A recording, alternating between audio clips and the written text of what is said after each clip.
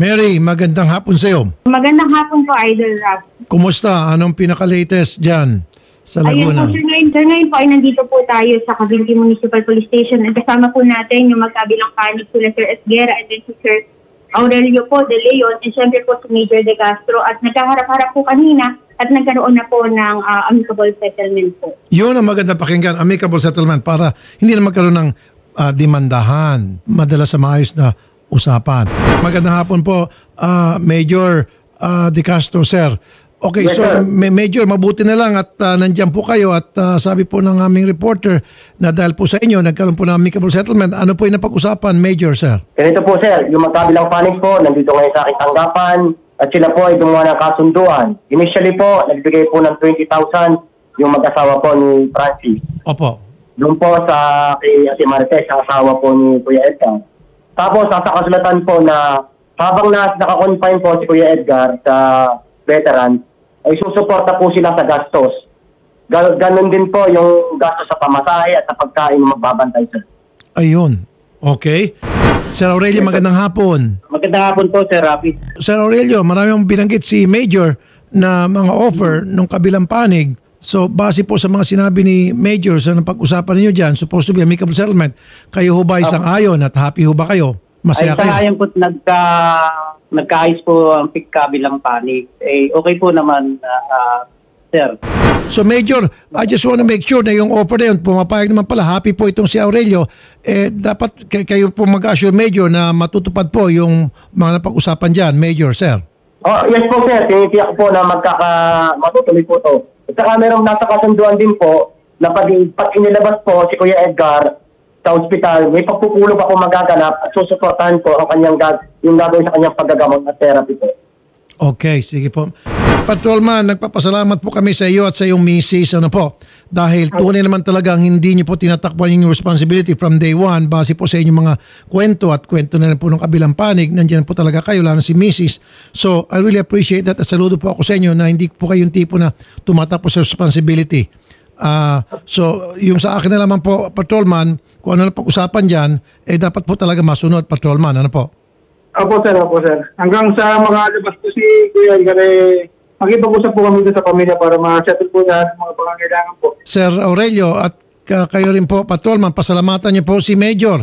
Dahil kay Major, naayos yung problema. Opo. Pakaramahan po namin si Edgar. Pangkitin mo, sabihin mo, salamat, Major. Siyempre, may pangalan. Salamat po, sir. Okay. Sir Di Castro, salamat po na marami.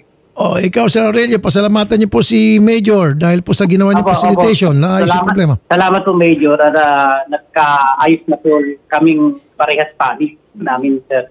Mary, di ba meron din akong binigay na tulong? Yes po, sir.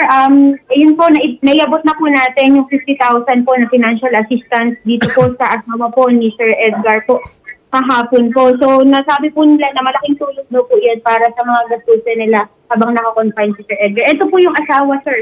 So, Mrs., magandang hapon. Magandang hapon po, sir. Okay. So, Maraming po salamat sa binigay ninyong 50,000. Malaki pong tulong yun para sa amin. Maraming pong salamat. Opo. May pakiusap na ako, Mrs. Sa susunod, Mrs., medyo bigyan niyo po ng advice o alalayan niyo po si Mister. Lalo na po pag nakainom, dapat nandyan po kayo palagi sa tabi niya para mapalayo ho siya sa kapahamakan. Kung pwede lang po, ano po? Opo, sir. Kasi si Mister pala, siya yung tipong pag nakainom, pakainom, medyo naging makulit na. Pero nandiyan po kayo next time para pigilan siya. Salamat po, Mrs. sa pakipag-usap sa amin. Mrs. Esguera, ako po ay nagpapasalamat sa inyo kasi nung makausap kayo nung last time, nakita ko naman po yung inyong eagerness na tumulong at tayuan po yung na problema na idinulot po ni Mr. Salamat po sa inyo po, Mrs. Thank you po, sir, kasi sa pamamagitan din po ng program ninyo, nagkaroon po ng pagkakataon para po makapag-usap po yung dalawang panig. At kahit po paano ay masettle ng panimula po yung pinagdadaanan po namin sitwasyon po ngayon. Opo. Thank you, sir. Salamat po, Mrs. Esguera. Magandang hapon po, Madam. Mary, case closed na ito at sa muli tayo nagpapasalamat kay Major Ramises De Castro, Chief of Police ng Cavinti, Laguna. Major, sana dumami panlahi niyo. Mabuhay po kay Major, sir.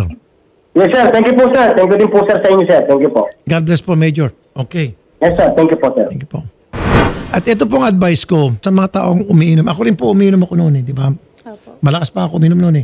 Kaya lang, pag ako nakainom, inilalagay ko po sa tiyan yung alak. And I know for a fact na kapag ang isang tao ay lasing, malakas ang loob pero mahina ang tuhod. Opo. Totoo yan. Matapang ka, siga ka. Pag nakainom ka dala ng espiritu ng alak. Opo. Pero kapag ikaw ay magkaroon ng konfrontasyon, bakbakan, suntukan, upakan, talo ka nung hindi lasing. So nangyari dito, si patrolman hindi lasing. Yung biktima, lasing. Di ba? Bagsak talaga. Bagsak siya. Oh. Kaya nga sabi ko, next time yung pag-iinom, ilagay niyo sa tiyan, wag sa ulo. Ito ulitin ko, many years ago, may lumapit sa atin. Siga siya naghamon. O sino matapang dyan, bumaba rito. Nagmumura. Merong bumaba, pinatulan siya. Inupakupakan siya, bugbog sa nato siya. Sumbong dito ngayon. Buntot mo. Nagpatulpo. Anong gagawin natin? Although mali nga naman talaga yung bumaba, ba't mo pinatulan? Lasing. Tama nga naman. O di, inupakupakan siya. Pero nakahanap ng tuloy. Bugbog sa nato. Kaya lang, ang tanong ko naman doon, bakit ka maghamon naman tapos ito nabugbog ka, pupunta ka sa amin para magsumbong? Opo. Tama. So, dalawa yan Well, again, doon sa mga pulis natin o maging doon sa, hindi pulis, kapag may nakita kayong lasing, huwag niyo patulan. Kayo ang nasa tama pag-iisip yung lasing, clouded ng judgment noon. Yes, po. Kung ano nang pinagsabi noon, wala sa tama pag-iisip. Lumayo na lang kayo. Tama po. Hindi naman pwede kayong tawagin ng duwag dahil lumalayo kayo. Kaya kayo lumalayo dahil nasa tama pag-iisip kayo. Diba? At kayo naman na umiinom, lasenggo, huwag kayo maghamon-hamon kung hindi nyo kayang panindigan yung paghahamon nyo. Pagkatapos kayo magsusumbong. Okay. Tama po.